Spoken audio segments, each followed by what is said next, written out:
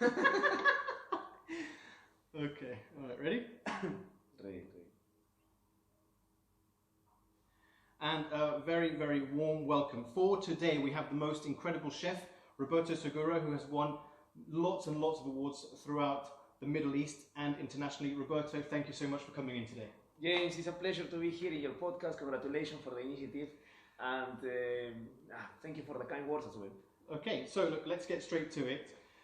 From a culinary point of view, How did you get all the way from your native Peru, which is where you come from, all the way to the Middle East here in Dubai? So it was kind of a journey. Obviously, at that time in Peru, I was 17 years old when I decided to start the career, the F&B career, and it has a lot of opposition from my parents at that time, but it was under development, the career. So it was not really a boom like it is right now in Peru, but I put passion forward and I say I'm gonna study this. I'm gonna make of myself a big chef, and I start working. I start working in restaurants. I started studying at the same time, so I had a very tight schedule, a lot of effort to every single day, long hours. As you know, you are a chef as well, so a lot of not payment jobs I had to have in order to learn, because everything is about knowledge. And on the culinary aspect, I learned so much from the restaurants I work and from the chefs that I work with that I actually what I learned in the school. And I think that is a bigger factor that drove me all the way to Dubai, right? Because I was always hungry for more. I was hungry for more experiences. I left Peru when I was 20 years old. I went to live to Argentina with a pretext to take a culinary course as well. So my parents wouldn't let me go just because I wanted to live the life in Argentina. So I took a course in Argentina. I started working there, never stopped. I passed through Chile. I went to Mexico. I went for a short period of time to New York to be trained with a fantastic chef that we might talk about him later on. And I arrived to Dubai. So it was a long transition between from where I started in Peru all the way when I arrived to the Middle East. And how old were you when you decided to become a chef?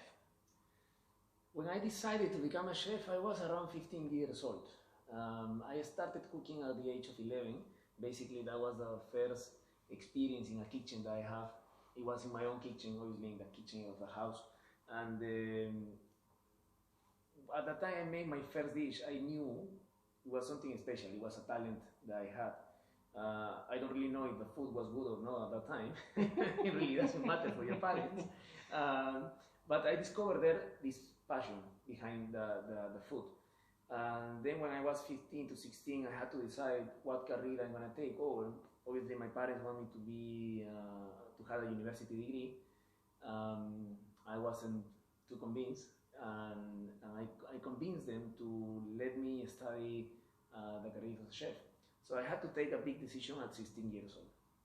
Wow, and of course, look, myself coming from a South American background, I understand the passion and the fire, especially with your parents, and which decisions to take. It's not easy. So I mean, it must have been a very, very big decision.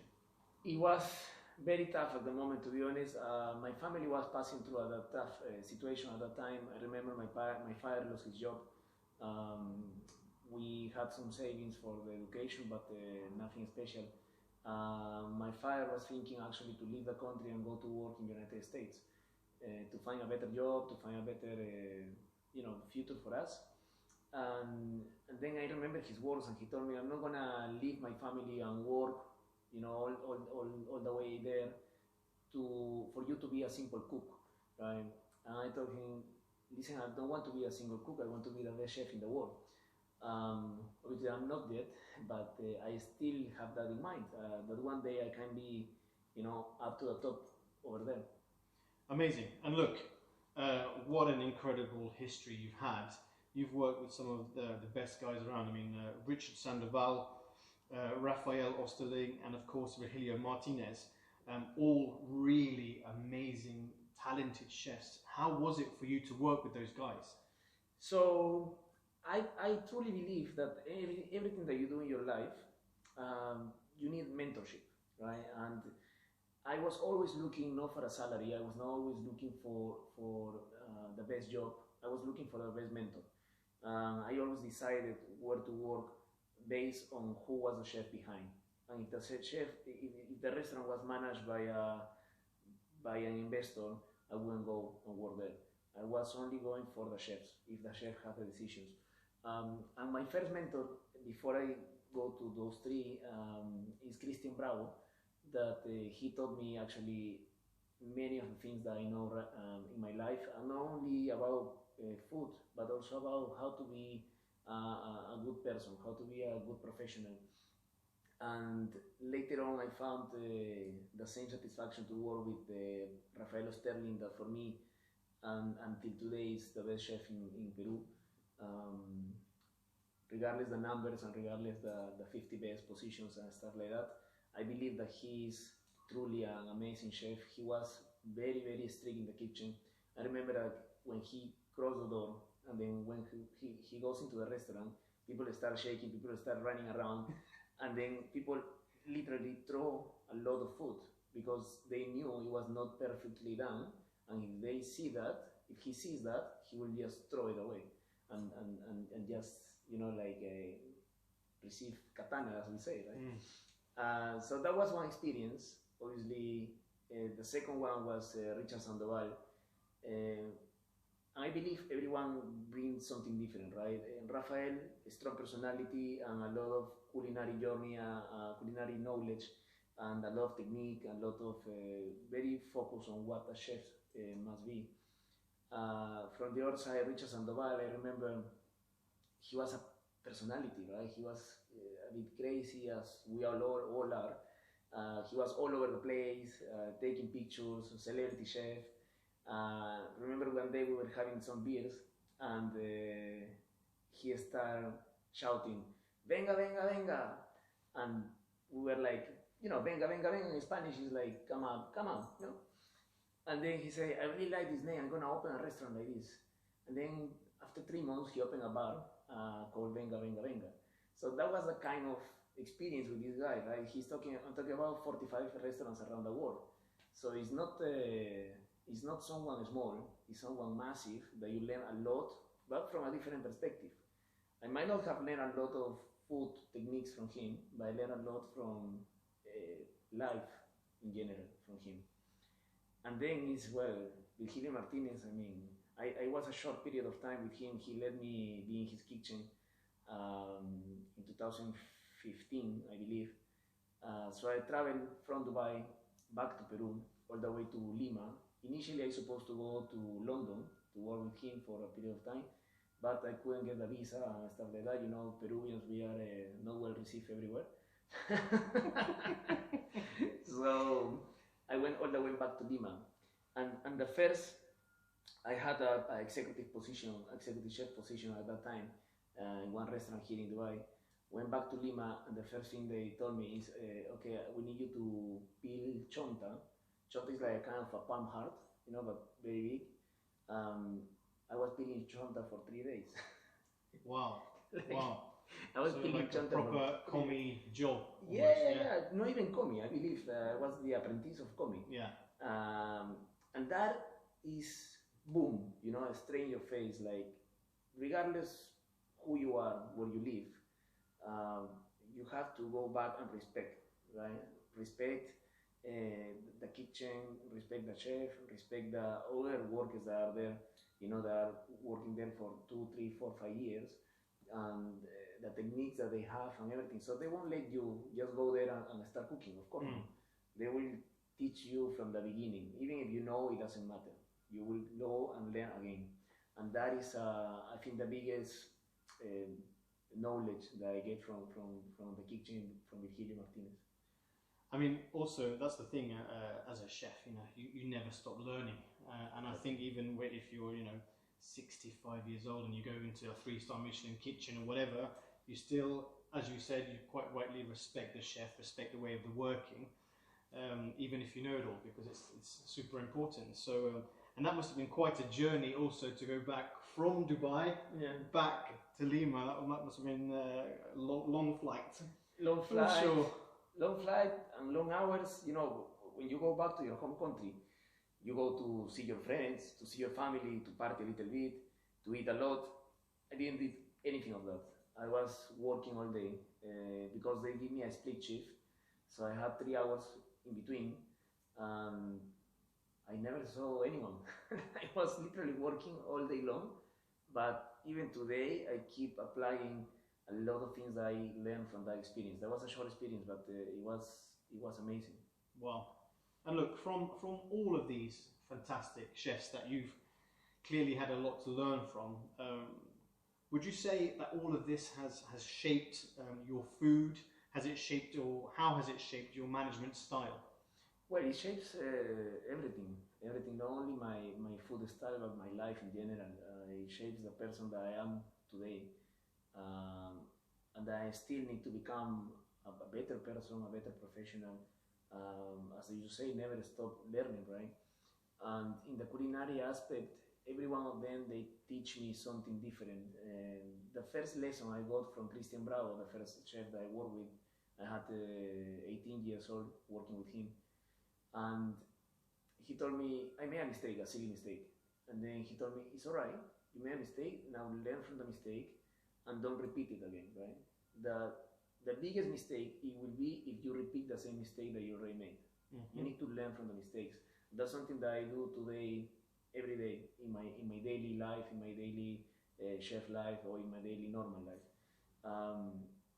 Chefs like Virgilio, they just kill you, you know, in your mind, and makes you look like you know nothing, right? So not because of him, because of the knowledge he has. When you see him talking, when you see him doing or creating a dish, and then you realize like, why is not that in my mind, right? Like, he's a human being, I am a human being. Why he's thinking like that, I'm not thinking like that. So that pushes you to challenge yourself, right? That pushes you to learn more, to investigate, to read, to travel, to experience. And how would you say, for example, how has it shaped your food working with these guys? So every time I had a new experience or working with them specifically, for example, Christian was pretty much more traditional in one sense, but always putting a different twist on top of the food. I'm talking about 10 years ago, working with him. His food now must be something different. But at that time it was like that. Then I found Raffaello Sterling, and I think that even today I'm still following the guidelines of Raffaello Sterling. The way that he cooks, not the way he managed. I'm not agreeing that much with the way that he managed, but with the way that he cooks, the way that he presented the dishes, always putting more importance to the product itself, instead of making a lot of makeup on top, and creating dishes from one single ingredient, right? So you create a dish based on ají amarillo, which is a chili from Peru, and from that you take whatever you put on top. The starter dish is the ají amarillo, and that's kind of my philosophy of cooking until today.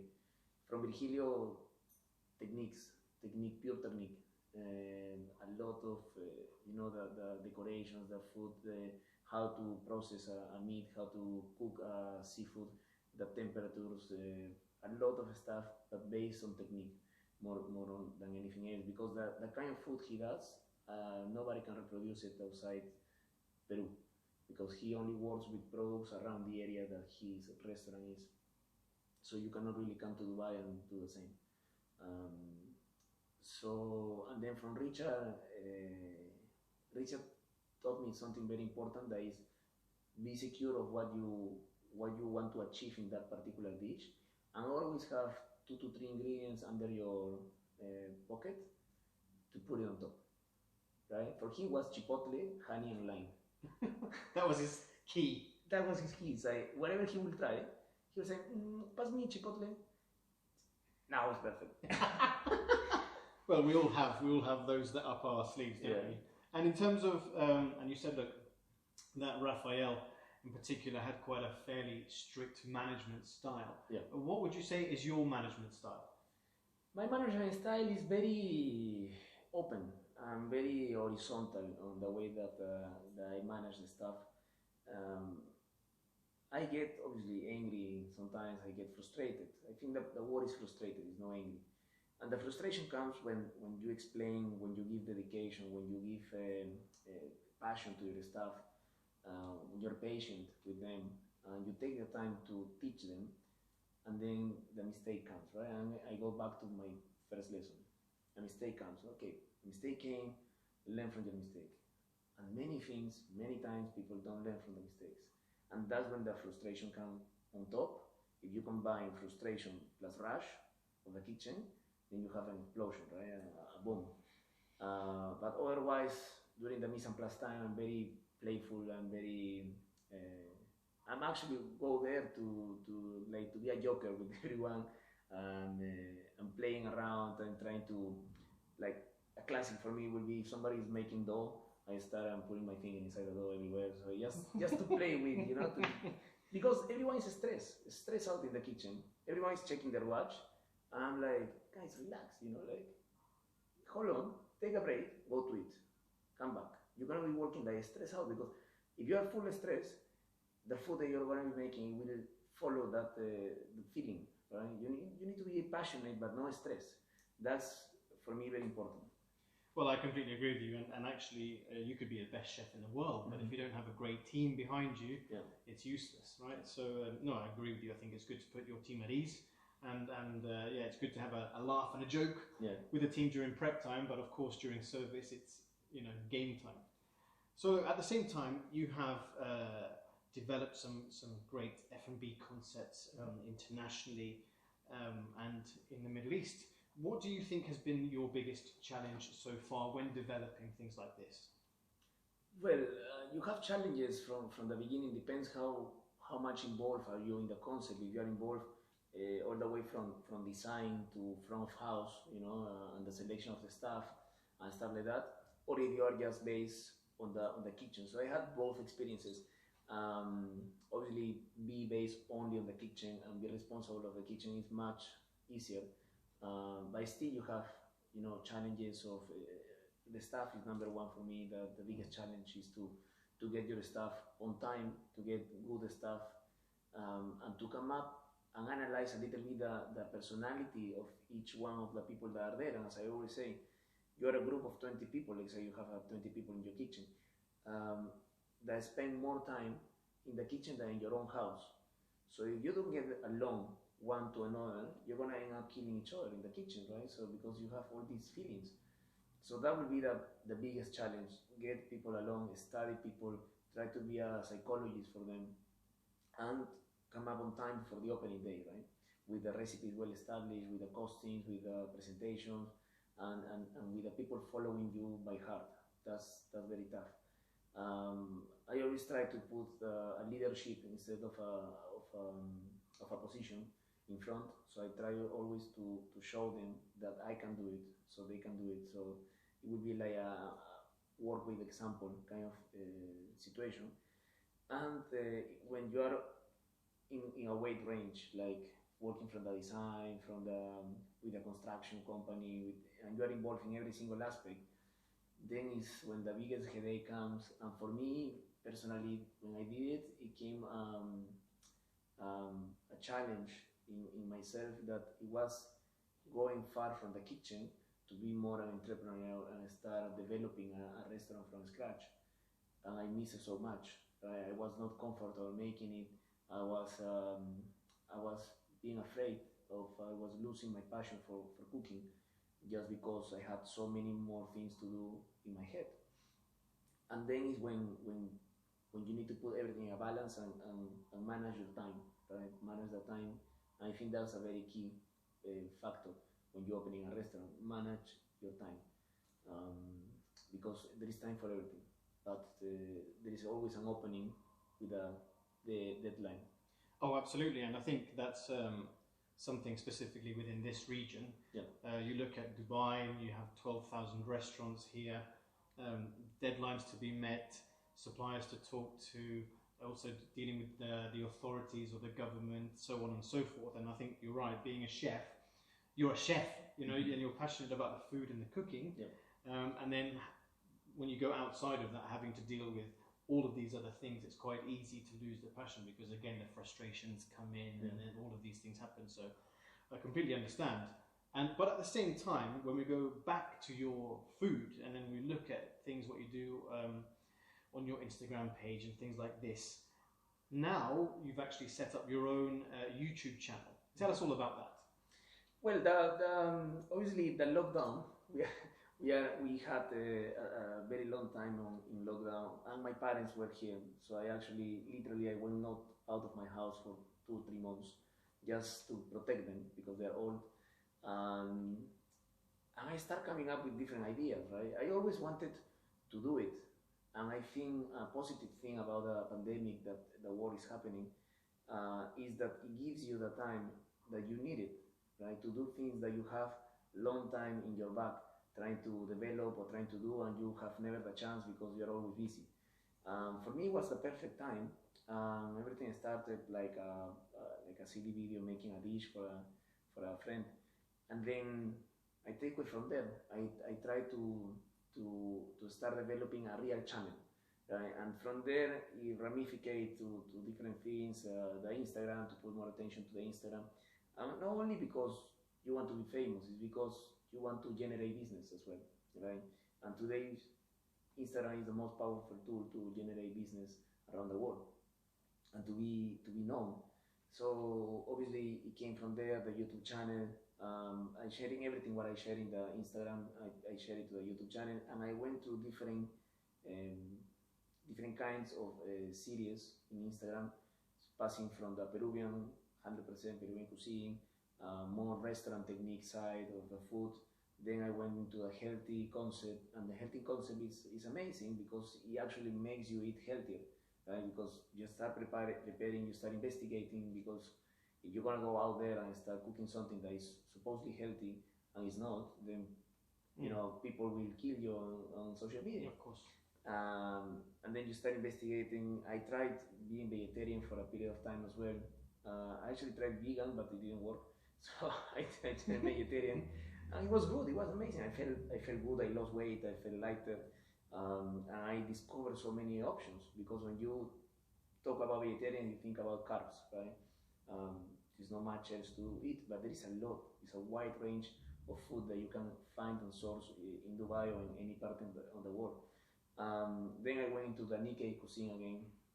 I started making more videos for Nikkei because I kind of go with the flow of people, and the followers were asking like, hey, can you do this Nikkei food? Can you do tiraditos? Can you do ceviches? Can you show us how to do this? And yes, I want to do it, and I do it. So the benefit of Instagram, for example, is that it gives you the series that you can actually divide and have different series so people don't get confused, right? In YouTube, it's a little bit more open, and then you just pause the video and everything is mixed, but it doesn't matter because people will look per recipe. They won't follow your channel in general. And then the final thing I'm doing right now is a podcast that is all about chef's life. So it's not that wider. It's not like F&B and like your podcast. Mine is more about the chef life, but not only the professional chef. It will be also the home cook, that it has a chef life inside them, and is the Michelin star with pressure on top of their shoulders. That how different could be, right? And for that, I'm not doing it just because I want to throw a podcast out there. It's because I want to learn as well. I want to learn how was my life as a chef. So far, I've been listening to experiences from another chefs, and it's completely different, or it has a lot of things in common, but you learn from them, right? And this is a process of learning and knowledge for me right now. Well, I think it's absolutely amazing because you've got, of course, you have your Instagram channel and you can see how incredible the photos are and things like this. Then again, your followers can go into your YouTube and really follow and understand the recipes, but then at the same time, they go into your life and what does it take to be a chef. Yeah. So it's a lot going on at the moment, and, you're right. I think the pandemic has shown us a lot of things that we could do or be creative with. So look, one thing about being a chef, there's I think lots of incidents or funny things that happen in a kitchen during your career. Can you tell us one of the funniest kitchen incidents you have had, or that you know that someone else has had? Well, I can think about a lot. I'm gonna start with one really silly one that you are gonna maybe tell me to leave, because it was my first job, 18 years old, with Christian Brau. And at that time, it was a TV, a commercial TV, where they use a Ginomoto, glutamate. Mm-hmm. And they say sa sa sa sabor, right? That was the commercial, and they put like sa sa sa sabor, like 3 kinds of Ajinomoto on the rice, right? So one day I saw the rice already cooked, right, on the pot for the service, ready to start 8 p.m. I tried it and I was missing flavor actually. They say I'm gonna add the Ajinomoto, so I add Ajinomoto to the cooked rice. Wow. So then, obviously, Christian Bravo, that was the chef, it was on the pass, start trying everything. He tried the rice and was like, why is this rice have this flavor? What is this? Who made this rice? And I said, I made the rice, but it was missing flavor, so I added Ajinomoto. And he was like, what?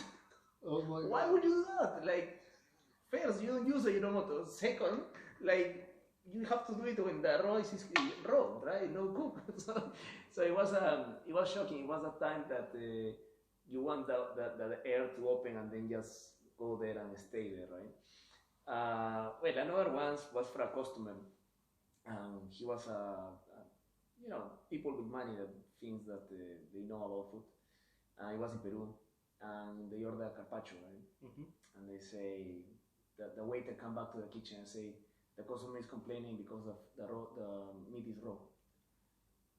And I was like, what do you want me to do? Like, it's supposed to be raw. Like, why he's complaining about that? No, he wants the carpaccio cooked. I said, oh my God. And then you start realizing a lot of things that can happen in the kitchen, inside the kitchen and outside the kitchen as well. And it's a learning process. It's how can you manage, the complaints from the customer, and how can you manage the people that is behind you working a lot under pressure, and a lot of experiences will happen from there. Oh, I'm with you. I mean, I've had customers asking for an eggless omelette. So I completely understand. People who think they know a lot about food, but they really don't. So. But we'll talk about these people another time. Yeah. One of the most important things that we get asked a lot is who does the cooking at home? Is it your wife or is it you? And who is the better chef? So honestly, my wife, she's Peruvian as well, and she cooks really well. And she kind of let me cook. And I say that, she let me cook. But it's not that I cook, right? She let me cook because she knows I'm passionate and I want to show new things and stuff like that. Obviously, during the weekdays, I cook very, very less. Maybe only when I'm doing the videos.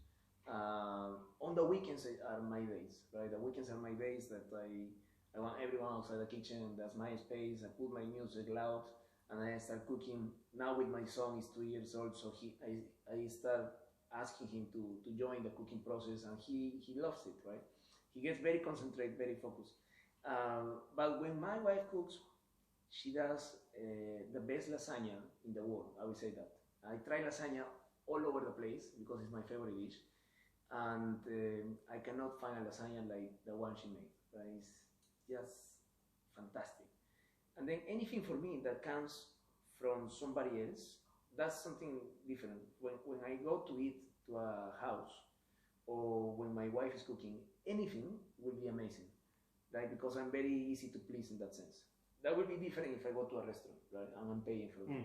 Then I get complaints. But at home we divide. We manage to cook both. And when is your wife's lasagna video going to come onto YouTube? Oh, soon. It should be. I don't want to share the recipe. And look, what would you say, or let's say, who are the 3 kitchen gods or the 3 biggest chefs that you really admire? But that's a tough one. It's a tough one because there's so many chefs around the world. See, I will tell you. You say three. I will tell you the three in different aspects. Right? Yeah, that'd be great. Obviously, Rafael Sterling still is a reference for me in my life and in my journey. And I follow him. I try to see what he's doing monthly basis by social media and stuff like that. And that would be more a culinary side. A chef that I respect a lot and I looking forward to one day meet him. It would be Jamie Oliver for what he did, how he developed his career. Obviously, his career is not a culinary side that I follow. It's more like the commercial side that he has. That he did it, great, amazing, in an amazing way. I think it's the best one out there on TV and stuff like that. And then, well, there's so many. I would say Quique da Costa in Spain. It's crazy. The guy is crazy. And together with Quique da Costa will be David Munoz from Estrizzo. Wow. So I went to eat to Estrizzo actually. I couldn't get a reservation in Diverso, it's his other restaurant. But Estrizzo was mind blowing.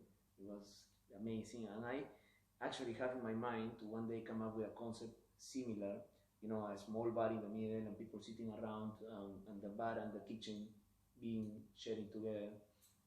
That's one of the concepts I would like to open one day. Wow, amazing, amazing. That sounds incredible. And look, obviously the pandemic has helped people in various ways, or seen that they want to potentially open restaurants, they want to potentially be a chef. What advice would you give to anyone who wants to become a chef? So if you are a young cook out there and you're still deciding what to do, if you have it no clear and you just want to open a restaurant or you want to become a chef because you want to be Jamie Oliver or Gordon Ramsay, please don't do it, I will say. Don't waste your time and your energy because most probably you won't succeed. If you are a chef because what it represents to be in the kitchen, the long hours, the passion, for me what it represents is to make people happy through my food. Then I will advise you, don't study anything yet, go to a kitchen, a professional kitchen, work for a period of time for free just to gain knowledge, or listen to podcasts, get knowledge about what a real chef life is, what a real processes are happening in the life of a chef. And but most important, follow your passion. Right? If you want to be a chef, you need a big amount of passion inside your heart, inside your spirit, and that will be the motor that will drive your career. Right? At the moment that you lose passion for something, especially cooking, then your career is over. Okay, amazing. And then I'm sure 100% that there will be a lot of people who will want to see your work, get hold of you, talk to you. How can they do that? Well, I have a website. It's called robertosegura.me. Obviously, there is an Instagram channel, which is the easiest and faster way to contact me, and there is my email address as well on the Instagram channel. And otherwise, just go to Burj Khalifa, shout Roberto, and I will be there. All right, so you heard it here first. Shout from the top of the tallest building in the world, Burj Khalifa, and make sure you climb. Very important. Safety is everything. Yeah. So basically, I'm happy to be contact for any consultancy. I'm happy to be contact for any consultancy job. This is what I do nowadays. I'm being an executive consultant. I develop recipes, I develop menus, and I create concepts as well from A to Z. That is in the platform that I'm opening. And obviously for any media related videos, cooking videos basically, not any other kind of videos. But anything related with cooking, I'm here to help. Amazing. So look, Roberto, I just want to say we have covered a huge amount of information. I think it's been really, really valuable to get your input, to understand you, where you have come from, your style of food, as well as how people can see where you're cooking. Me personally, I would really like to say thank you so much for coming onto the podcast. It has been an absolute pleasure to have you on here. Hope you come back again another point. But really, I want to say a huge thank you very, very much for joining us here. No, thank you very much for you, James. Again, congratulations for this great initiative. I'm sure it's going to be a successful podcast, and I will be happy, more than happy to be here as many times as you want. Take care. Take care, man.